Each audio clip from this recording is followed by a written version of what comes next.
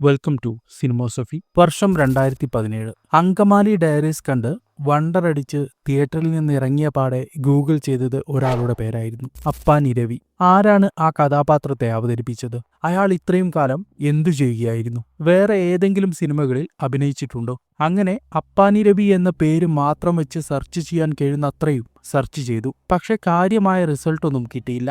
വൈകിട്ട് Facebook scroll ചെയ്യുന്നതിനിടെ വീണ്ടും കത്തുന്ന കണ്ണുകളുള്ള അപ്പാനി രവിയുടെ ഫോട്ടോ. ആദ്യം ഏതോ ഒരു ഗ്രൂപ്പിൽ ഒരു പോസ്റ്റ്, പിന്നീട് തുടരെ രവിയുടെ ഫോട്ടോ വെച്ചുള്ള പോസ്റ്റുകൾ. എല്ലാവർക്കും അറിയേണ്ടിയിരുന്നത് ആരാണ് രവി എന്നതായിരുന്നു. അതിനിടയിൽ ആരോ കമന്റായി ആ കഥാപാത്രം ചെയ്ത ആളുടെ പ്രൊഫൈൽ ഷെയർ ചെയ്തു, ശരത് കുമാർ. അതിലെ പ്രൊഫൈൽ ഫോട്ടോ കണ്ടപ്പോൾ വീണ്ടും ഞെട്ടി. ശാന്തനായ, ചിരിക്കുന്ന കണ്ണുകളുള്ള ഒരു മനുഷ്യൻ. ഒരാൾക്ക് ഇത്രയധികം മറ്റൊരു കഥാപാത്രമായി മാറാൻ കഴിയുമോ എന്ന് വണ്ടറടിച്ചുപോയി. പക്ഷേ അപ്പാനി ശരത് എന്ന് പിന്നീട് അറിയപ്പെട്ട ശരത് കുമാർ പിന്നീട് ഒരിക്കലും അപ്പാനി രവിയെപ്പോലെ സ്ക്രീനിൽ നിറഞ്ഞാടിയില്ല. എന്താണ് അയാൾക്ക് സംഭവിച്ചത്? ഇന്ന് നമ്മൾ സംസാരിക്കാൻ പോകുന്നത് അപ്പാനി ശരത് എന്ന നടനെ കുറിച്ചാണ്. ഒരിക്കൽ കൂടി വീഡിയോയിലേക്ക് സ്വാഗതം. റൈസ് ആൻഡ് ഫാൾ എന്നൊക്കെ തംബ്നെയിലിൽ കൊടുത്തത് ക്ലിക്ക് ബൈറ്റിനു വേണ്ടി മാത്രമാണ്. അതിൽ ആദ്യം തന്നെ ക്ഷമ ചോദിക്കുന്നു.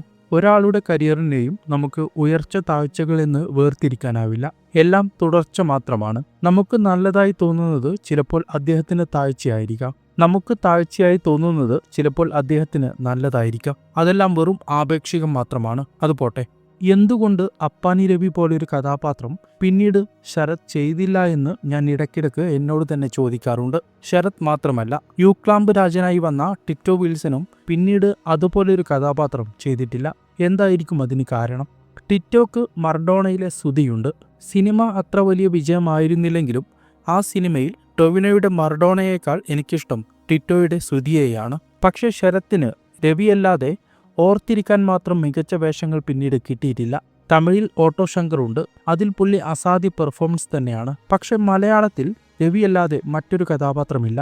എന്തായിരിക്കും കാരണം?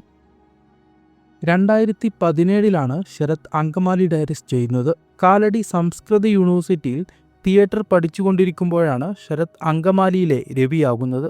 എല്ലാ ക്യാമ്പസുകളിലും ഓഡീഷനുമായി പോയ ചെമ്പൻ വിനോദും കൂട്ടരുമാണ് കാലടി യൂണിവേഴ്സിറ്റിയിൽ വെച്ച് ശരത്തിൽ രവിയെ കാണുന്നത്. അങ്കമാലി ഡയറീസിൽ സെലക്ഷൻ കിട്ടിയ ശരത്ത് രവിയായി പകർന്നാടി. ആ തോട്ട എറിയുന്ന സീനൊക്കെ മലയാളത്തിൽ മറ്റൊരു നടനും അനുകരിക്കാൻ പോലും ആകാത്ത വിധം മികച്ചതാക്കി ശരത്. ഒരു തരത്തിൽ പറഞ്ഞാൽ വില്ലൻ കഥാപാത്രങ്ങളുടെ പൊളിച്ചെഴുത്തായിരുന്നു അങ്കമാലിയിലെ അപ്പാനി രവി.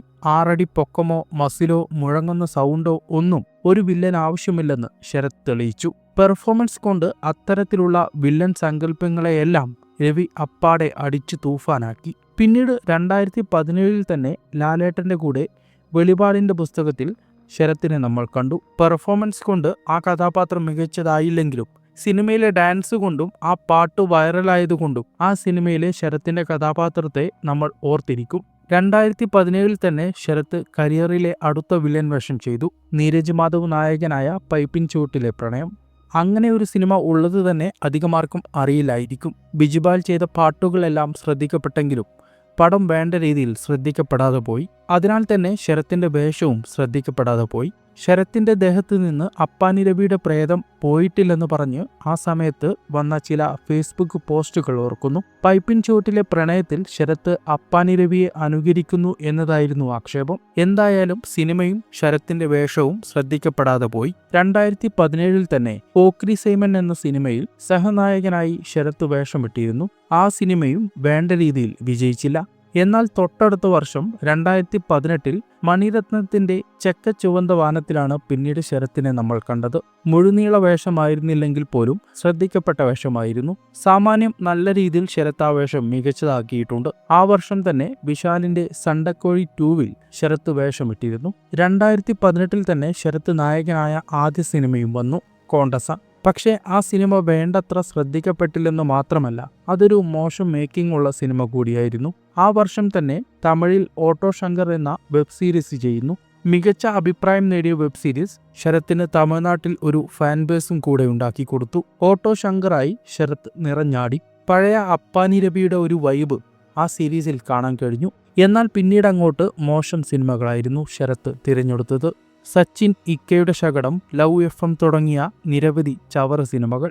അതിനിടയിൽ മാലിക്കിൽ നല്ലൊരു വേഷത്തിൽ വന്നു മുഖം കാണിച്ചുപോയി. മാലിക്ക് കണ്ടവരൊന്നും ശരത്തിന്റെ ആ വേഷം മറക്കാനിടയില്ല. ഇത്രയും മികച്ച കാലിബറുള്ളൊരു നടൻ എന്തുകൊണ്ടായിരിക്കും നിരത്തി ചവർ സിനിമകൾ മാത്രം ചെയ്തത്?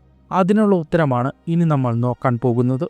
ആദ്യ സിനിമയിൽ ജനശ്രദ്ധ പിടിച്ചുപറ്റുന്നവർക്ക് പറ്റാവുന്ന പാളിച്ചകൾ തന്നെയാണ് ശരത്തിനും പറ്റിയത്. ആദ്യ സിനിമ കൊണ്ട് തന്നെ ശരത്ത് കേരളം മൊത്തം ഫേമസ് ആയി. അതുവരെ കാലടി യൂണിവേഴ്സിറ്റിയിൽ പഠിച്ചിരുന്ന ഒരു സാധാരണ വിദ്യാർത്ഥിയായിരുന്നു ശരത്ത്. ട്രെയിനിലും ബസ്സിലും സ്വന്തം നാടായ തിരുവനന്തപുരത്തേക്ക് പോയി വരുന്ന ഒരു സാധാരണക്കാരിൽ സാധാരണക്കാരൻ. ശരത്ത് അനുഭവിച്ച ഇല്ലായ്മയെക്കുറിച്ച് അദ്ദേഹം തന്നെ പല ഇന്റർവ്യൂകളിലും പറഞ്ഞിട്ടുണ്ട്. പക്ഷേ ആദ്യ സിനിമയിൽ തന്നെ അത്രയധികം പോപ്പുലാരിറ്റി കിട്ടിയതുകൊണ്ട് അദ്ദേഹത്തിന് മുൻപത്തെ പോലെ പൊതുഗതാഗതം ഉപയോഗിക്കാൻ പറ്റില്ല. കാറ് അത്യാവശ്യമായി വന്നിട്ടുണ്ടാകും. കാറെടുത്തതിനെക്കുറിച്ചും പിന്നീട് സാമ്പത്തിക ബുദ്ധിമുട്ട് വന്നപ്പോൾ അത് വിറ്റതിനെക്കുറിച്ചുമെല്ലാം ശരത്ത് തന്നെ ഇന്റർവ്യൂകളിൽ പറഞ്ഞിട്ടുണ്ട്. 2017 തന്നെയാണ് ശരത്ത് കല്യാണം കഴിക്കുന്നതും. ഇതെല്ലാം അദ്ദേഹത്തെ സാമ്പത്തികമായി ബാധിച്ചിരിക്കാനാണ് സാധ്യത. 2019 കോവിഡ് വന്നതും തിരിച്ചടിയായിട്ടുണ്ടാകും. തുടർച്ചയായി ക്വാളിറ്റി ഇല്ലാത്ത സിനിമകൾ കമ്മിറ്റ് ചെയ്യാൻ അദ്ദേഹത്തെ പ്രേരിപ്പിച്ചത് ജീവിത രീതിയിൽ പെട്ടെന്ന് വന്ന മാറ്റവും അതുവഴി വന്ന ചിലവും തന്നെയാകാം. ആദ്യ സിനിമയിൽ ശ്രദ്ധിക്കപ്പെട്ട മണികണ്ഠൻ ആചാരിക്കും ഇതുതന്നെയാകാം സംഭവിച്ചിട്ടുണ്ടാവുക. അതല്ലെങ്കിൽ പിന്നെ സിനിമാ മേഖലയിൽ അത്രയേറെ ബന്ധം വേണം. വിജയ് സേതുപതി, ലുക്മാൻ ഇവരെല്ലാം കഴിവിലുപരി അങ്ങനെയുള്ള ബന്ധങ്ങൾ കൊണ്ട് സിനിമയിൽ സർവൈവ് ചെയ്തവരാണ് എന്നുകരുതി അവർക്ക് കഴിവില്ല എന്നല്ല അർത്ഥം. അവരുടെ ഇൻവെസ്റ്റ്മെന്റ് അവരുടെ ബന്ധങ്ങളും സൗഹൃദങ്ങളുമായിരുന്നു. അതല്ലെങ്കിൽ കുടുംബത്തിലോ സൗഹൃദ വലയത്തിലോ ബാക്കപ്പ് ചെയ്യാൻ ആൾ വേണം. നിവിൻ പോളിയും ടൊവിനോയും ഒക്കെ അങ്ങനെ സർവൈവ് ചെയ്തവരാണ്. എന്തായാലും ഉള്ളിൽ ഫയറുള്ള മനുഷ്യനാണ് ശരത്. ആദ്യ സിനിമ കൊണ്ട് തന്നെ അദ്ദേഹം അത് തെളിയിച്ചതാണ്. ബിഗ് ബോസ് അദ്ദേഹത്തിന്റെ ജീവിതത്തിലെ വഴിത്തിരിവാകുമെന്ന് വിശ്വസിക്കുന്നു. ബിഗ് ബോസ് ഞാൻ കാണാത്തത് കൊണ്ടാണ് അതിനെക്കുറിച്ച് പറയാതിരുന്നത്. അപ്പാനി രവിയെ കടത്തിവെട്ടുന്നൊരു ശരത്തിന്റെ പെർഫോമൻസിനായി കട്ട വെയിറ്റിംഗ് ആണ്. വീഡിയോ ഇവിടെ അവസാനിപ്പിക്കുന്നു. എന്താണ് ഈ വീഡിയോയെക്കുറിച്ചും അപ്പാനി ശരത്തിന്റെ കരിയറിനെ കുറിച്ചും നിങ്ങളുടെ അഭിപ്രായം കമന്റിൽ പങ്കുവെക്കുക. വീഡിയോ ഇഷ്ടമായെങ്കിൽ തീർച്ചയായും ലൈക്ക് ചെയ്യുക, ഷെയർ ചെയ്യുക, ഹൈപ്പ് ചെയ്യുക. ചാനൽ സബ്സ്ക്രൈബ് ചെയ്യുക. മറ്റുള്ള വീഡിയോസും കണ്ടു നോക്കുക. സിനിമയുടെ ഐഡിയോളജിയും അനാലിസിസുമാണ് ഈ ചാനലിൽ അധികം ചെയ്യാറുള്ളത്. പാട്ടുകളുടെ ആസ്വാദനവും ചെയ്യാറുണ്ട്.